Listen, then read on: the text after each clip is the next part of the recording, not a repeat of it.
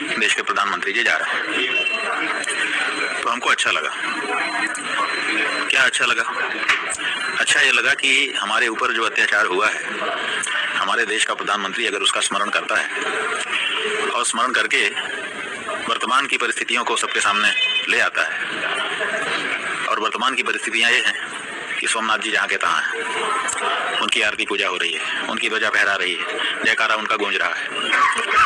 इसका मतलब ये है कि महमूद गजनी असफल हो गया। वो सोचता था कि अगर हम मूर्ति तोड़ देंगे, वो सोचता था कि अगर हम मंदिर तोड़ देंगे तो ये मामला खत्म हो जाएगा, सोमनाथ खत्म हो जाएंगे। लेकिन आज ये प्रमाणित हो गया कि मूर्ति तोड़ देने से, मंदिर तोड़ देने से भगवान नहीं टूटते, देवता नहीं टूटते। वो तो जहाँ के तहाँ विद्यमान रहते हैं और उनकी पूजा अर्चना वैसे ही होती रहती है। इसलिए एक बड़ा संदेश है इसके पीछे कि जो लोग मूर्ति और मंदिर तोड़ने की बात करते हैं या करते रहे हैं, उनके लिए बड़ा संदेश ये है कि तुम्हारा प्रयास व्यर्थ जाएगा। आज भी अगर तुम ऐसा कोई प्रयास करोगे तो समझ लो तुम्हारे पूर्वजों ने जो प्रयास किया वो व्यर्थ ही हो गया। सोमनाथ जी तो जहाँ के तहाँ है और उनका जयकारा जहाँ का तहाँ है, तो इसलिए तुम्हारा किया गया प्रयास व्यर्थ है। इसलिए भविष्य में ऐसे प्रयास करने से उनको निश्चित रूप से रुकावट होगी। तो अगर ये जो बात है, इस बात को हमारे देश का प्रधानमंत्री रेखांकित करता है तो हम लोगों को अच्छा लगता है कि ठीक है, अच्छी बात कर रहा है। प्रधानमंत्री के तौर पे मोदी जी सुनना चाह रहे हैं, इस यात्रा को किस तरह से आप देखते हैं? नहीं, ठीक है, भारत का प्रधानमंत्री है। भारत का प्रधानमंत्री भारत के लोगों का प्रतिनिधि होता है, और भारत के जो लोग हैं उनमें से जो बहुसंख्यक लोग हैं उनका भी प्रतिनिधित्व उसी के पास है। और सच बात यह है कि असल में तो बहुसंख्यक का ही प्रतिनिधित्व होता है, सरकार तो बहुमत वाली बनती है ना।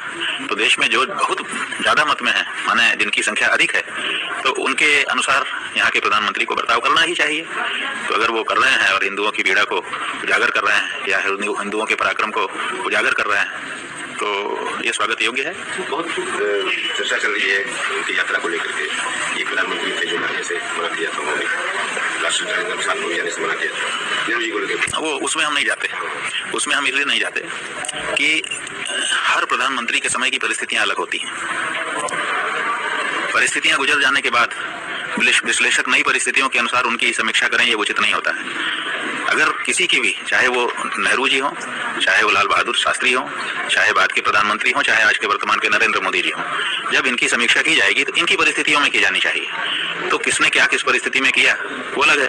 आज की परिस्थिति होती तो वो क्या करते, हो सकता है कुछ और करते। तो इसलिए उन्होंने ये किया, हम ये कर रहे हैं, ये वाली खेल में हम नहीं है। ये सनातन उत्थान के लिए ये प्रयास सही है? हाँ, बिल्कुल सही है। देश के बहुसंख्यक